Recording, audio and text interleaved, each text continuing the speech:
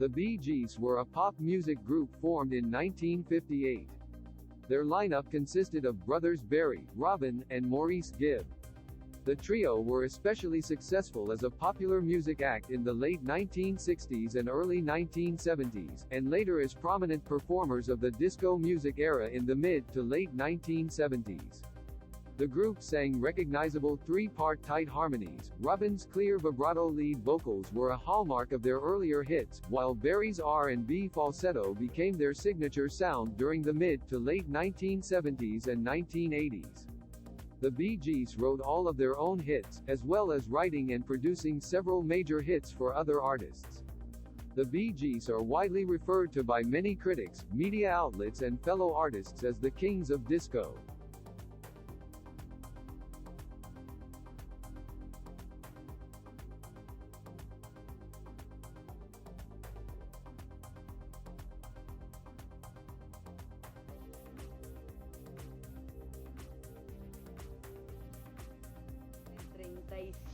Años de carrera y siguen aquí parados y muy bien parados. It's great to be here.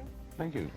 This is from Mexico, and my first question is, I was reading, you know, everything they've written about you lately, and it's amazing. It's 35 years, and I mean, there's not many groups from the rock era that are still here, and as well as you're doing.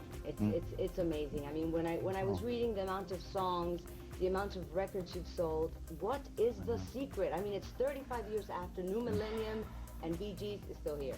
I don't think we have it. I don't think there is a secret. No, I just well, think there is, but I'm keeping it. Yes. No wonder I it's never really knew. corny, but we love music, and that's really it. You know, there isn't any real trick to it. We've always loved music, and we'll go on presenting music, no matter how old we get. So at this age is a good age for us. We're in our prime, as we like to put it. We see ourselves like actors, you know, like Richard Dreyfuss or Michael Caine. They just Anthony Hopkins. Anthony Hopkins, got the word right out of my gusset. It's something that we just we keep going. We think we like to get better as we get further down the line. We just want to keep going. We're learning all the time. Yeah, I mean, that sounds great, but if we So you don't believe us then? No, okay. Obviously, there's a the other end. people adore music, but there's a special blend. That's why. Desperation. Desperation. Need. That's why so many people have recorded and done remakes of your songs and have, you know, extraordinary hits with your music. I mean, there's something special in the Bee Gees that nobody else has. The lyrics, the way you write, the way you, I don't know. Well, we think you're right, but we couldn't tell you what that is. No, it's true. We think you're right because it's three brothers, and we have certain insights with regard to our music that other people don't have with regard to our music. It's just you can't pick what it is, but we sort of know what it is, and we like to come up with ideas that move us. If the idea moves us, we know we're going somewhere with it. And we don't work to actually make other people happy. We work to make ourselves happy. This is where I came in. I mean, the title is very self-descriptive, but it's so refreshing, it's so new, but it's yet so you, so back to the roots. What does this album represent? I think this album does. It represents a cycle of decades of all the music that we've heard or been influenced by and brought up on. And now it's all in decades, and it's all been put together on an album. And the thing about doing this album is that we also recorded it like we did during that time of the late 60s and so forth in England. And it was very acoustic. It was very natural sounding and not overproduced and a lot of things happening. Yeah, but we also cut songs individually. Yeah, I know, right? Each one went off. Yeah. Right, we wrote like 4 We like to approach, Tell me the process. How did you decide, okay, this is what well, we're going to do, well, having made as many albums as we've made, we needed that. How do we go into a new album? We can't just do the same. We can't use the same feelings and the same attitude and even the same room. Let's the three of us get some self-expression. Let's each of us do something individually, and then do 4 songs together, and that will give us a refreshing, you know, a new sort of feeling. You know? So you're always looking for that every album. You see, you know, the Volkswagen van you had at the beginning, and you see the portrait of your mom, and it's like all going back to the roots. How important is simplicity? How important? Very important. It's very important. Less is sometimes a lot more. So it's, well, we've worked with different people over the years, even different producers. On the last album we had 6 different producers. So this one, we know that we've learned a lot. And we're being producers ourselves. That's the nice thing, we produced this album. Yeah, and we knew what we wanted. We knew what because we already knew what we were doing. We knew that We were getting weary of other people telling us what they wanted. Yeah. So. And we really knew all the time. We just needed reassuring. And making this album was part of that adventure too. So it showed in each other's individual work. So that's why it's so diverse, because when we came together, not one of us knew what the other ones were doing. But also our fans get a feel now for each brother. They get a feel for what each brother does and the character of each brother, personality. And we've never done that before. So it sort of worked in different ways. So you sat down, you had, I don't know, over 25, 30 songs, whatever. No. How do you narrow it down to 14, or how did it happen? Well, we sort of all sat down and got ideas. A bunch of us actually got a bunch of ideas. Robin took an idea from, or I would take an idea Just had from. ideas, yeah. But then ended up either rewriting them or doing something different. And we just, I think being that left alone for that time, and we didn't have any limit on anything. You know, No, well, you're only allowed nobody a looking month over your and, shoulder all the time. you know, and just create, just do what you wanted to do, you know. And we already knew we were doing everything together with all the other stuff, so it was no like we were all running off doing solos. No, but we were curious. What would each of us do if we had our own way? You know? And it's worked out for us. It's worked out in the way you said. It's everything on the album is different. Now tell me something. Okay. 35 years together. Right. I almost fell. It's okay, no, it's it. 35 years together. Up and Oh, downs, actually, yeah. non-speaking terms during the Odessa album. I mean, Right, that's true. how do you manage to keep on flowing, respecting each other's individuality, and still be a whole? You see, that's such an hard question Yeah, to I have answer. no because- idea. Because we're brothers. There's no technical kind of answer or cut and dry answer to that, except that we just enjoy what we do. We just have fun, Yeah. and some things are more fun than others, and if it's not fun, we don't do it, we'll do something else. And the whole key to what we do is to really enjoy or get off on what we're doing at that particular Yes. moment. We've learned not to bicker anymore. We don't. Yeah. We don't argue with each other anymore. We love doing what we love to do. What would you say is the best and worst aspect of each one of you? Like, when Barry does this, I it don't drives me nuts. No, there's none of that. There's No, no. No, we're not going there. But there really isn't any of that. It's just that we don't get personal about each other anymore. It's not that when we're writing, it's not a personal We thing. feel personal, but we don't. Yeah. You know, we don't feel those ways.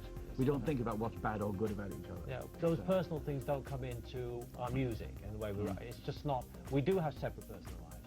That we do have. But when we're writing and working together, it's about having fun. It's about enjoying, getting a buzz going.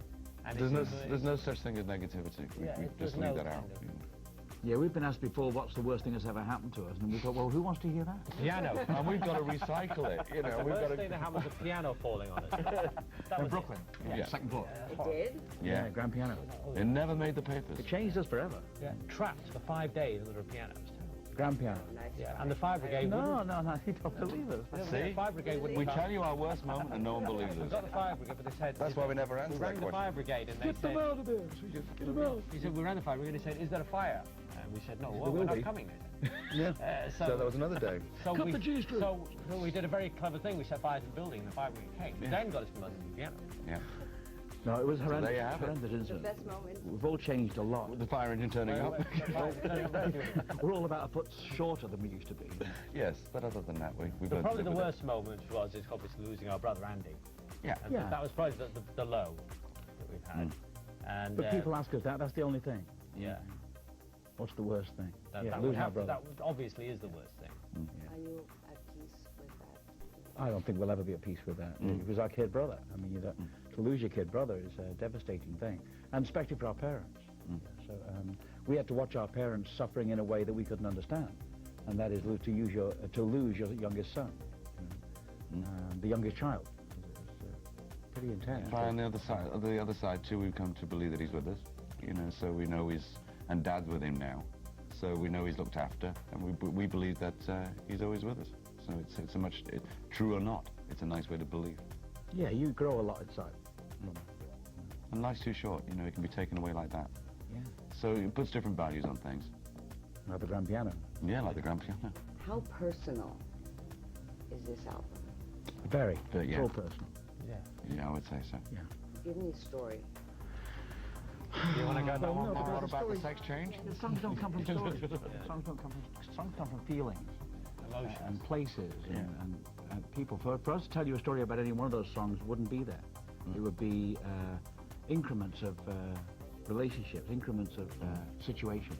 And I think also being writers is a bit like being an actor. You take on a role and you write about it. And I think other people can actually relate to this when they hear the song. And they all automatically think you might have experienced that emotion that you're singing about.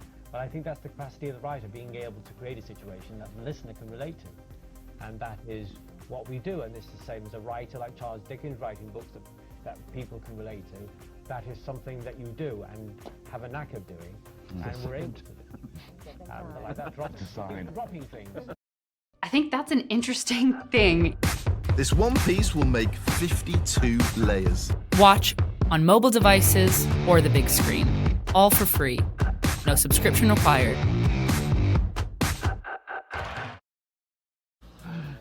Yeah, but I mean, if I don't write, No, but if I did, I guess it all comes from the heart. Yeah. That's right. It comes from personal. You wouldn't be able to give someone a story. You just be able to, all you can say is, well, it just comes from there, and there's no explanation for it. One thing is for But it certain, is personal. the situations that we do write about do happen to people, and they are real. The piano, The piano. The piano. The piano. The extra mile. saved by its legs. What was that inspired of? The extra mile. The extra mile was we were running out of gas, wasn't it? No, the extra mile was written for the Olympic Games. Yes. Because we thought we were going to do the Olympic Games. And then when we found out we weren't doing the Olympic Games, we thought, well, let's keep the song. They said we couldn't run. Because we couldn't They run. wouldn't let us run And you it. can't sing and run at the same time. They said You've they always gone the extra mile. Yeah, there's also a bit of a moral thing there too. Yeah, we've always gone that extra mile in everything we've done. Yeah, see, it's what you read into it. I've been up all night. You've been counting all I night. mean, it's You have amazing been up all the night. amount of remakes. I That's mean, surprising to you've us written- too. Yeah, you've written things for Diane Warwick, which is, you know, Heartbreaker is Right, one right. of my favorite Yes, songs. yes. And Diana Ross Right. and Michael Jackson. Who did you say? Barbra Streisand. Barbra Oh, yeah. Streisand, Kenny Rogers, Dolly. Diana Ross, Yeah, Chain Reaction. yeah, Yeah. And all these remakes, from Rod Stewart to NSYNC yeah. to Take That. I mean, We're just as amazed. We're just as amazed by it. But you know what? It keeps us going too. It keeps us alive. Keeps us vibrant. When we see that our material is being used in a very contemporary way, it might be 20 years old, but when we see people using it and treating it in a modernistic way, it really tells us an awful lot about what we've done. Why the generational appeal, the multi-generational I can say that appeal because is amazing. I think a lot of the reasons is because the songs that we've always written have always appealed to young people. We've never written for older people. We've always written for young people. So right from the time we were teenagers ourselves. So that is what we do, and our songs automatically do have an appeal to the young generation. I think we got stung by the Beatles when we were teenagers, you know. And if you listen to the early Beatles stuff, they were really written for children. You know, Hello Goodbye and Yellow Submarine were basically children's songs. They had legitimate social meanings to them, but they were really children's songs. Nursery rhyme. Yeah. And so we were bitten by that at the same time. We thought the only way to go is to be completely imaginative and to think in terms of what a child might think when a child hears your song, and not always older people. Yeah. And it still seems to ring true today. People love things that set their imaginations off. Well, obviously you have a very loyal fan base. I mean, I'm 33. I grew up with Right. the That's okay. That soundtrack. the movie, right? Right. Yeah. And but I mean, I just outside the valet guys, he's like 18, and oh, you're gonna go interview the Bee Gees. I mean, Yeah, it's there's really- no generational gap when it comes. It doesn't to seem guys. to be. There's probably one there, but with the, you know. Yeah, we left him outside too. And this will probably one we don't talk about. Yes. I wonder. I was thinking this morning at the hotel. Do you authorize all the remakes? No, we have no control over that. No, Absolutely they control. but usually out of respect, they send it to us before they release them to get it. Just as they approved. release it. Just one day before the release, so we can't do anything about it. Yeah, there must be one that you said, God, they destroyed this song. You know, How could they? as writers- Please, Oh, please. Robbie Williams, I started a joke. Yeah. That was about I it, think yeah. that was pretty willful. I mean, somebody willfully trying to destroy one of our songs. And there's no way he can ever say, I just wanted to do a different version, because he didn't do any version at all. So that's the only criticism we have of any covers of our songs. And we don't even know Robbie. He's probably a lovely guy. So watches television all the time. your favorite that it was like, Well, that's a sounds particular, better than that us. particular. Oh, well, no. Our favourite would still be Broken Heart by Al Green. Al Yeah. Green, Yeah, then we were blown away when Elvis did words. Yeah. So, We're always flattered by who's doing the song. yeah, I mean, as Yeah. writers, I mean, you have to. People have done our songs out of respect, not to take the mick. You know, it's been done out of respect. So you can't really turn around and say, oh, you can't release that because it's not a good version, or something. You We're know, always it's flattered that anyone does them. We are. We're flattered tremendously. And as writers, I think anybody in our position would be blown away with what's happening with their songs. The older songs, reliving the success they had before. Yeah. 20 years later, that's an amazing thing. Islands in the Stream became Ghetto Superstar. And we just thought, well, what's that all about? Yeah. What are you going to do? You can't, you can't. No, we liked it. Yeah. What's your kids say? I mean, What do our kids say? Get out of the way. Daddy, Get out of the way. Yeah. Can I borrow the keys to the car? Give us some money. what do they think about their music? What, I mean, I think they're proud of their parents. I think Yeah, they're proud of their fathers. I think that's true. cool. When Yeah. you see them, yeah. Yeah. But they No, they perceive think us we're as mum cool. and Yeah. dad and does this and dad does that. They don't really see us as other people see us, so it's hard We're to them. still parents, so it's not. You can't be a BG at home. It doesn't work. No, it doesn't. no, I know. He gets hit with a John Travolta picture. What do you think of the music today? Because, you know, before groups, artists were so complete like you guys. You produce, you write, you compose, you sing, multi-talented. I mean, these days in the industry, it's like a little bit of, you know, electronic technology, and there you go, bam, she can sing. Well, no, it's interesting. You should even be interested in all of that stuff because it fascinates us. Because we didn't come from a period where you created a group. Groups were created by the record company or by someone else. Yeah. Eh? Well, the monkeys later on. Apart from the monkeys. No, we never saw that before. So you had to be a group that grew up being a group from children, you know. And today now it's they gather people they like. It's like putting a basketball team together, you know. We need an Oriental girl. We need a black guy. So you see a lot of that, and it comes from that American political correctness. You know, we need something to appeal to everybody. So let's put a group together with all different nationalities. It's marketing, yeah. It's really marketing now, and you know you have to, you know, wish out all these kids luck because some of them will become really famous. The ones that don't are the ones that concern us. You know, Yeah. Because they get exploited and they lose a lot. They don't get paid. Well, not what the record companies and everybody else gets paid. Talking about kids, Sacred Trust was this album. It was written for the Backstreet Boys. Yeah. Oh, and they loved it. They loved it. Their management, unfortunately, Their management nixed it for obviously their own publishing reasons. You know. they didn't write it, so. Yeah. Because if you wrote the song, you make money on the See, publishing. that's one of the things today. Most kids are told what to record and not. There's that too. They can't have it in their heart to do a song that they really love and they bring it to the board. If the people involved have nothing to do with the song, they can't record it. So. It's a big business. And it was such a great song, but we said, no, we're doing it, you know, so. So we left it in the album. Yeah. But the band loved the song, Yeah. which was a bit distressing for us because you can have an artist love the song and not be allowed to record it. Well, you've been influenced. You were talking about culture.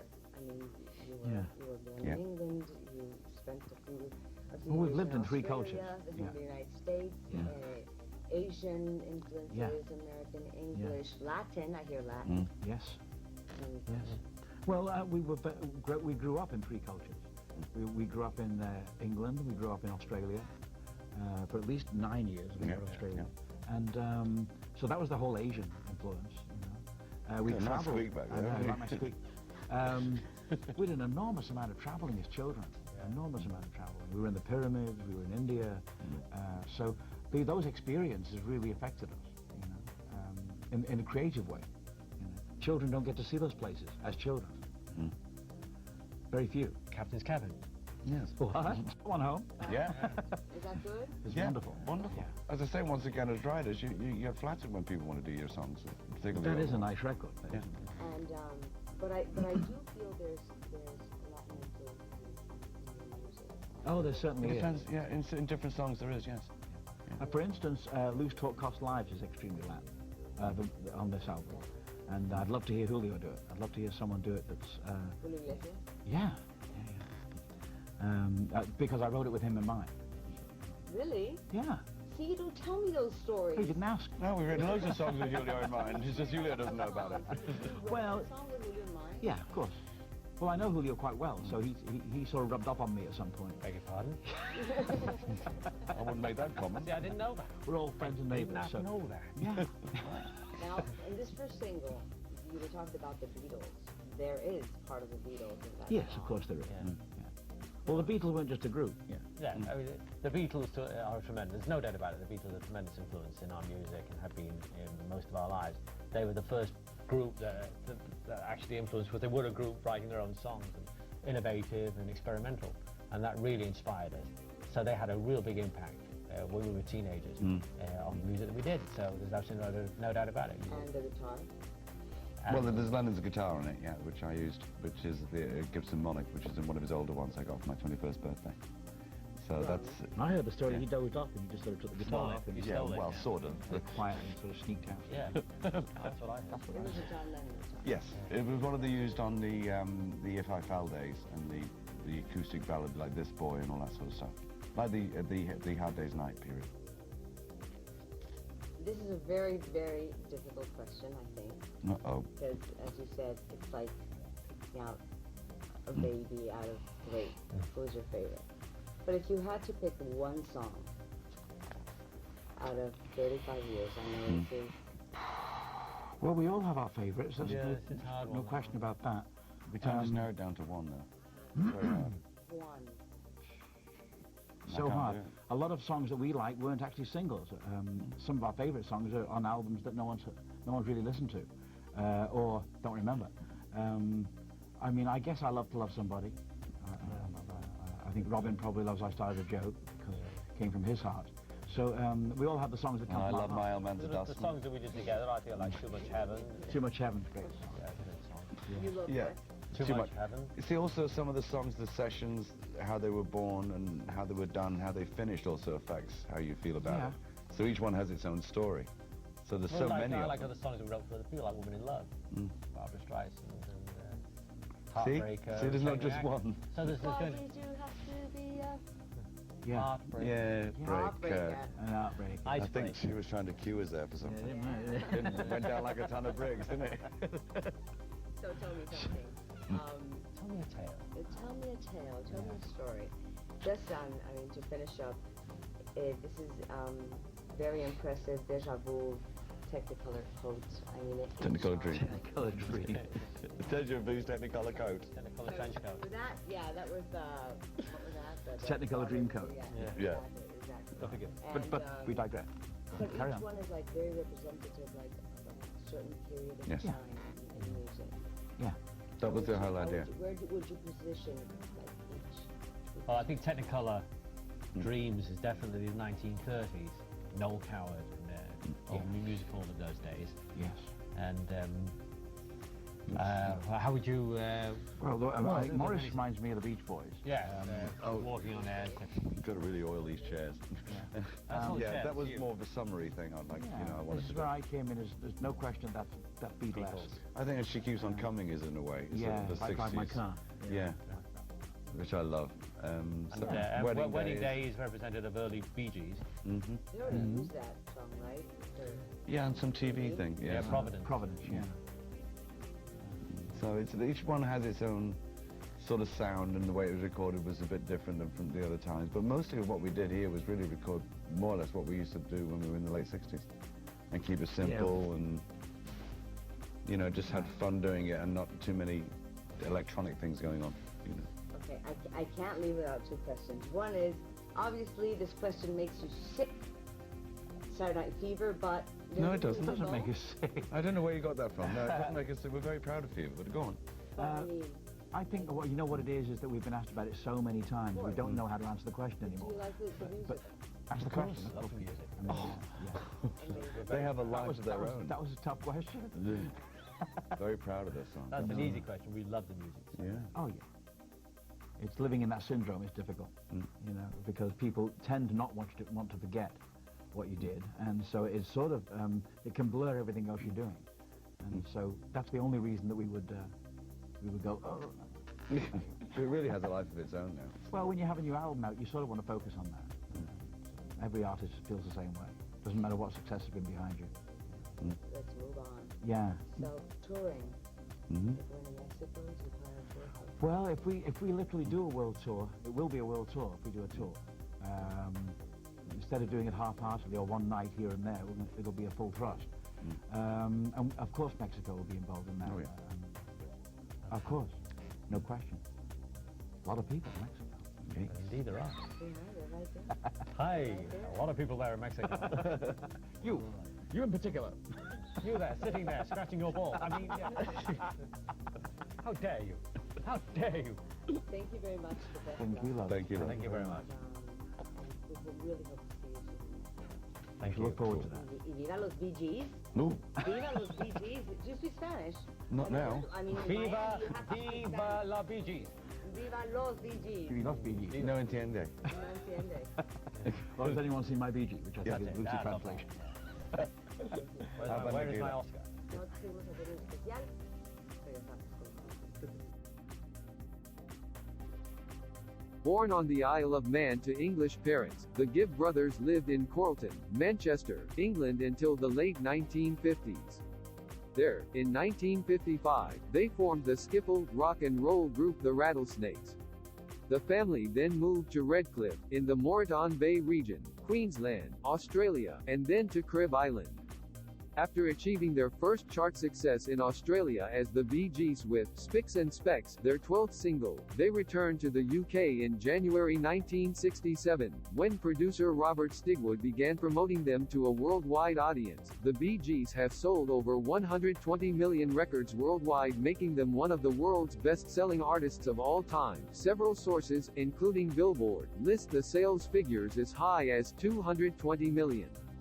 They were inducted into the Rock and Roll Hall of Fame in 1997. The presenter of the award to Britain's first family of harmony was Brian Wilson, historical frontman of the Beach Boys, another family act featuring three harmonizing brothers. The Bee Gees Hall of Fame citation says, only Elvis Presley, the Beatles, Michael Jackson, Garth Brooks and Paul McCartney have outsold the Bee Gees. The Bee Gees are the third most successful band in Billboard charts history after the Beatles and the Supremes. Following Maurice's death in January 2003 at the age of 53, Barry and Robin retired the group's name after 45 years of activity. In 2009, Robin announced that he and Barry had agreed the Bee Gees would re-form and perform again. Robin died in May 2012, aged 62, after a prolonged struggle with cancer and other health problems, leaving Barry as the only surviving member of the group. Born on the Isle of Man during the 1940s, the Gibb brothers moved to their father Hugh Gibb's hometown of Chorlton-cum-Hardy, Manchester, England in 1955. They formed a skiffle, rock and roll group, the Rattlesnakes, which consisted of Barry on guitar and vocals, Robin and Maurice on vocals and friends Paul Frost on drums and Kenny Horrocks on T-chest bass. In December 1957, the boys began to sing in harmony. The story is told that they were going to lip-sync to a record in the local Gaumont cinema, as other children had done on previous weeks, but as they were running to the theater, the fragile shellac 7/8 RPM record broke. The brothers had to sing live and received such a positive response from the audience that they decided to pursue a singing career. In May 1958, the Rattlesnakes were disbanded when Frost and Horrocks left, so the Gibb brothers then formed Wee Johnny Hayes and the Blue Cats, with Barry as Johnny Hayes. In August 1958, the Gibb family, including older sister Leslie and infant brother Andy, emigrated to Redcliffe, just northeast of Brisbane in Queensland, Australia. The young brothers began performing to raise pocket money. They were introduced to Brisbane radio presenter jockey Bill Gates by Speedway promoter and driver Bill Good, who had hired the brothers to entertain the crowd at the Redcliffe Speedway in 1960. The crowd at the Speedway would throw money onto the track for the boys, who generally performed during the interval of meetings, usually on the back of a truck that drove around the track, and, in a deal with Good, any money they collected from the crowd they were allowed to keep. Gates renamed them the Bee Gees, later changed to Bee Gees, after his, Good's and Barry Gibb's initials. The name was not specifically a reference to Brothers Gibb, despite popular belief. By 1960, the Bee Gees were featured on television shows, including their performance of Time Is Passing By. In the next few years they began working regularly at resorts on the Queensland coast. For his songwriting, Barry sparked the interest of Australian star Colonel Joy, who helped them get a recording deal in 1963 with Festival Records subsidiary Leadon Records, under the name Bee Gees. The three released 2 or 3 singles a year, while Barry supplied additional songs to other Australian artists. In 1962, the Bee Gees were chosen as the supporting act for Chubby Checker's concert at the Sydney Stadium. From 1963 to 1966, the Gibb family lived at 171 Bunurong Road, Maroubra, in Sydney. Just prior to his death, Robin Gibb recorded the song, Sydney, about the brothers' experience of living in that city. It was released on his posthumous album 50 St. Catherine's Drive. The house was demolished in 2016.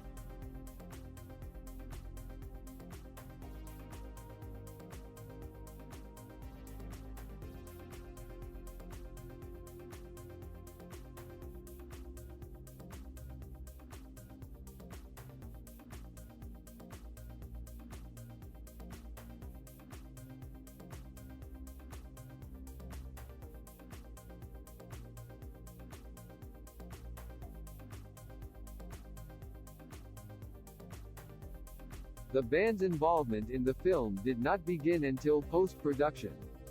As John Travolta asserted, the Bee Gees weren't even involved in the movie in the beginning. I was dancing to Stevie Wonder and Boz Scaggs. Producer Robert Stigwood commissioned the Bee Gees to create the songs for the film. The brothers wrote the songs, virtually in a single weekend, at Chateau d'Hérouville studio in France. Barry Gibb remembered the reaction when Stigwood and music supervisor Bill Oakes arrived and listened to the demos. They flipped out and said these will be great. We still had no concept of the movie, except some kind of rough script that they'd brought with them. ... You've got to remember, we were fairly dead in the water at that point, 1975, somewhere in that zone the Bee Gees sound was basically tired.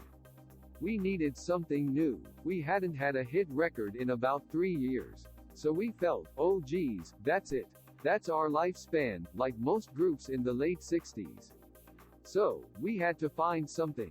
We didn't know what was going to happen. Bill Oakes, who supervised the soundtrack, asserts that Saturday Night Fever did not begin the disco craze but rather prolonged it. Disco had run its course. These days, Fever is credited with kicking off the whole disco thing. It really didn't. Truth is, it breathed new life into a genre that was actually dying. 3 Bee Gees singles: How Deep Is Your Love, US number 1, UK number 3, Stayin' Alive, US number 1, UK number 4, and Night Fever, US number 1, UK number 1, charted high in many countries around the world, launching the most popular period of the disco era. They also penned the song, If I Can't Have You, which became a US number 1 hit for Yvonne Elliman, while the Bee Gees' own version was the B-side of Stayin' Alive. Such was the popularity of Saturday Night Fever that two different versions of the song, More Than a Woman, received airplay, one by the Bee Gees, which was relegated to an album track, and another by Tavares, which was the hit. During a 9-month period beginning in the Christmas season of 1977, 7 songs written by the brothers held the #1 position on the U.S. charts for 27 of 37 consecutive weeks, 3 of their own releases, 2 for brother Andy Gibb, the Yvonne Elliman single, and Grease, performed by Frankie Valli. Fueled by the film's success, the soundtrack broke multiple industry records, becoming the highest-selling album in recording history to that point. With more than 40 million copies sold, Saturday Night Fever is among music's top 5 best-selling soundtrack albums. As of 2010, it is calculated as the 4th highest-selling album worldwide. In March 1978, the Bee Gees held the top 2 positions on the U.S. charts with Night Fever and Stayin' Alive, the first time this had happened since the Beatles. On the U.S. Billboard Hot 100 chart for the 25th of March 1978, 5 songs written by the Gibbs were in the U.S. top 10 at the same time: Night Fever, Stayin' Alive, If I Can't Have You, Emotion, and Love Is Thicker Than Water. Such chart dominance had not been seen since April 1964, when the Beatles had all 5 of the top 5 American singles. Barry Gibb became the only songwriter to have 4 consecutive #1 hits in the U.S., breaking the John Lennon and Paul McCartney 1964 record. These songs were Stayin' Alive, Love Is Thicker Than Water, Night Fever, and If I Can't Have You. The Bee Gees won 5 Grammy Awards for Saturday Night Fever over 2 years: Album of the Year, Producer of the Year, with Alfie Galudin and Carl Richardson, 2 awards for Best Pop Performance by a Duo or Group with Vocals, one in 1978 for How Deep Is Your Love, and one in 1979 for Stayin' Alive, and Best Vocal Arrangement for 2 or more voices for Stayin' Alive. During this era, Barry and Robin also wrote Emotion for an old friend, Australian vocalist Samantha Sang, who made it a top 10 hit, with the Bee Gees singing backing vocals. Barry also wrote the title song to the film version of the Broadway musical Grease for Frankie Valli to perform, which went to #1. The Bee Gees also co-starred with Peter Frampton in Robert Stigwood's film Sgt. Pepper's Lonely Hearts Club Band, 1978, loosely inspired by the classic 1967 album by the Beatles. The movie had been heavily promoted prior to release and was expected to enjoy great commercial success. However, it was savaged by film critics as a disjointed mess and ignored by the public. Though some of its tracks charted, the soundtrack too was a high-profile flop. The single, Oh, Darling, credited to Robin Gibb, reached number 15 in the U.S. The Bee Gees' follow-up to Saturday Night Fever was the Spirits Having Flown album. It yielded 3 more hits: Too Much Heaven, US #1, UK #3, Tragedy, US #1, UK #1, and Love You Inside Out, US #1, UK #13, 32. This gave the act 6 consecutive #1 singles in the U.S. within a year and a half, equaling the Beatles and surpassed only by Whitney Houston. In January 1979, the Bee Gees performed Too Much Heaven as their contribution to the Music for UNICEF concert at the United Nations General Assembly.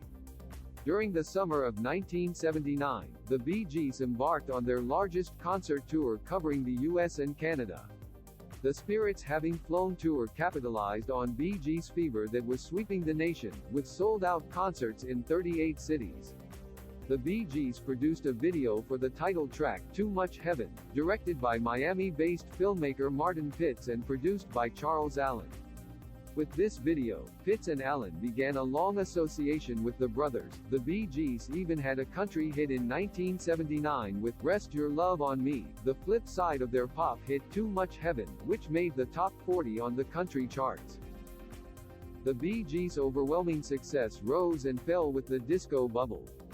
By the end of 1979, disco was rapidly declining in popularity, and the backlash against disco put the Bee Gees' American career in a tailspin. Radio stations around the U.S. began promoting Bee Gee free weekends. Following their remarkable run from 1975 to 1979, the act would have only one more top 10 single in the US, and that would not come until the single, One, reached number 7 in 1989. Barry Gibb considered the success of the Saturday Night Fever soundtrack both a blessing and a curse.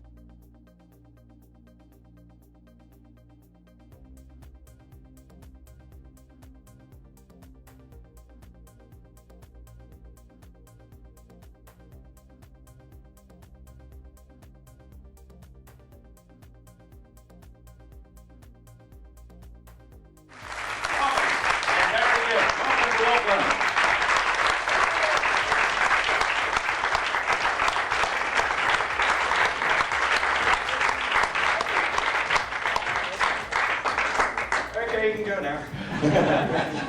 Hello, everybody. Hi. Thanks for coming.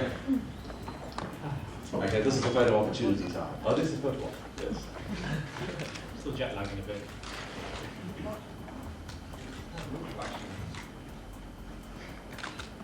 And my bedroom.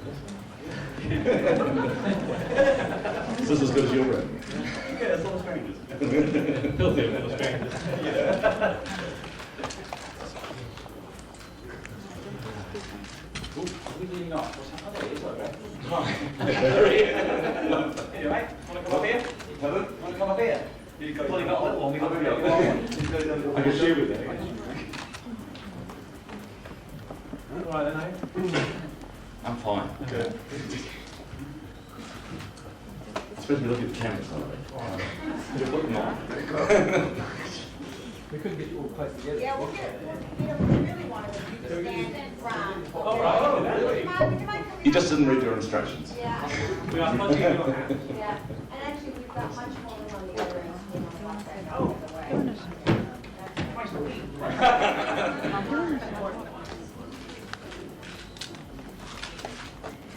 Can you all just lean forward to me? Just your head.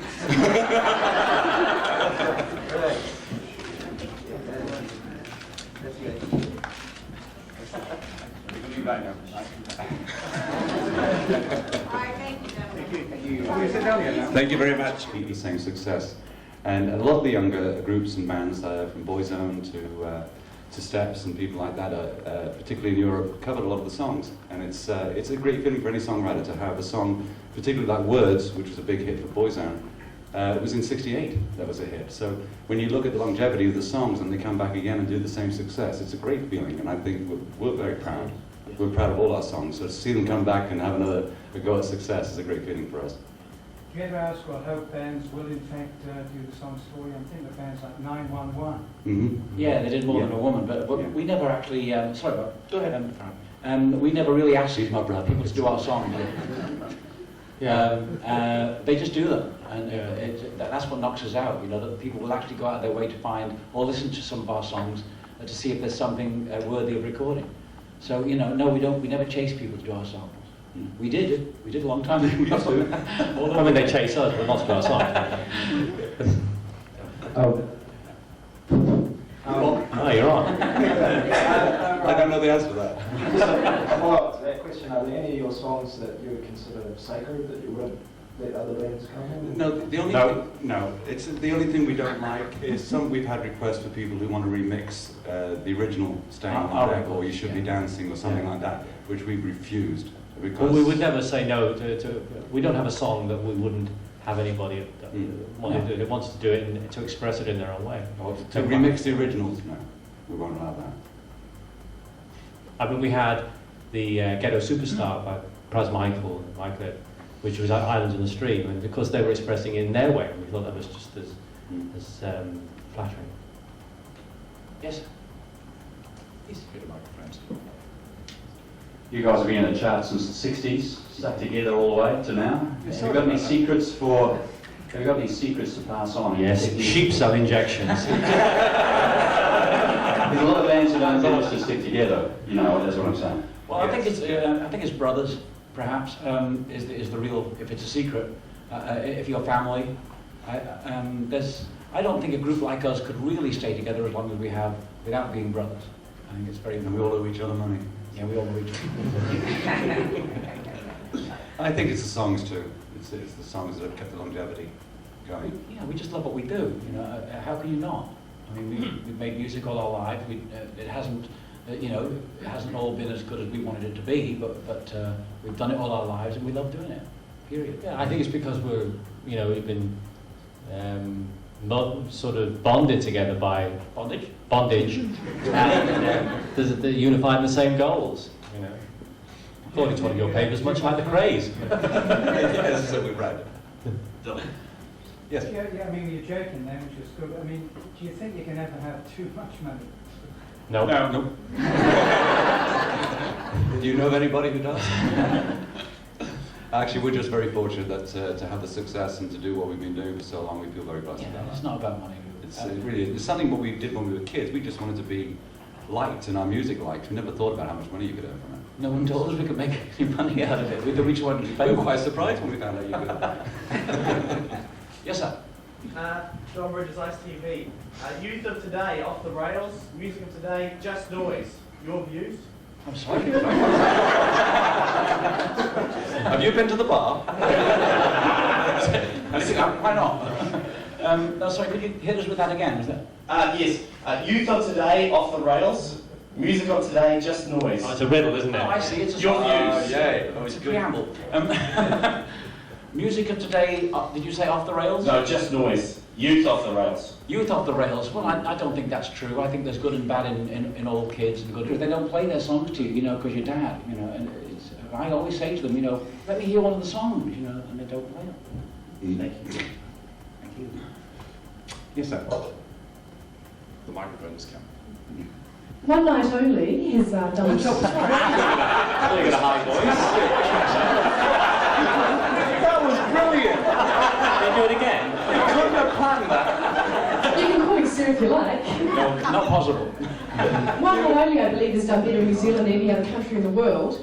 What do you think that does? What do you think that says about New Zealand audiences? Well, obviously it's a wonderful thing. We're very, very knocked out that the album has done what it has done.